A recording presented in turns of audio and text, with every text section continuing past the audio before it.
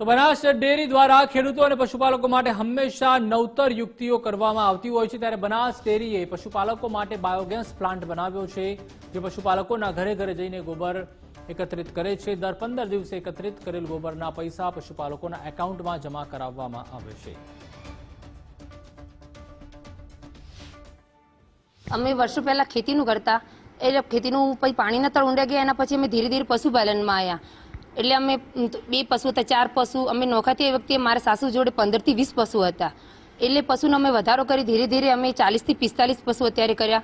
પછી અમે દૂધનું ચાલુ હતું અને ધીમે ધીમે બનાસ ડેરીના શંકરભાઈ ચૌધરી ચેરમેન સાહેબે Banas bio CNG gas Dama સ્થાપિત કર્યું।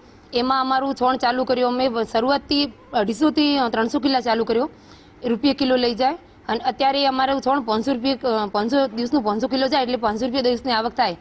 એટલે આમ અમારે દિવસની મહિનાની આવક 15,000 રૂપિયા જેવી સોનું થાય।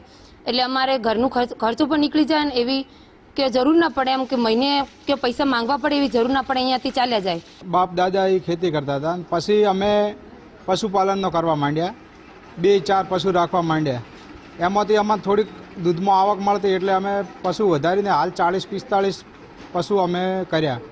એમાં અમારે સોણ 1 વર્ષનું 80,000 થી 90,000નો જતો હતો। એ મંડ કોઈક લઈ જાય તો એના પૈસા ઊભા થતા ના, અમારે કોઈ પૈસા ઊભા થતા નહોતા। પછી ધીરે ધીરે સમય ગયો અને શંકરભાઈ ચૌધરીએ જે દામા પ્લાન્ટ સ્થાપિત કર્યો, એમાં અમારે રોજનું ટ્રેક્ટર લેવા આવે અને રોજનું 500 કિલ્લાથી 600 કિલ્લા સાણ લઈ જાય, રૂપિયા કિલો। એમાંથી અમારે મહિને મિનિમમ 18,000ની આવક થાય, વર્ષની 2 લાખ ઉપરની આવક થાય। બાયો સીએનજી પ્લાન્ટ ખેડૂતો માટે નવી આવક ઊભી કરવા માટે અને સારી ઓર્ગેનિક ખેતી કરવા માટે બનાસ ડેરી એક નવું સાહસ રૂપે શરૂ કરેલ છે। અત્યારે આપણે લગભગ 6 ગામડાઓમાં થઈ અને 150 ખેડૂતો પાસેથી અહીંયા છાણ લાવીએ છીએ।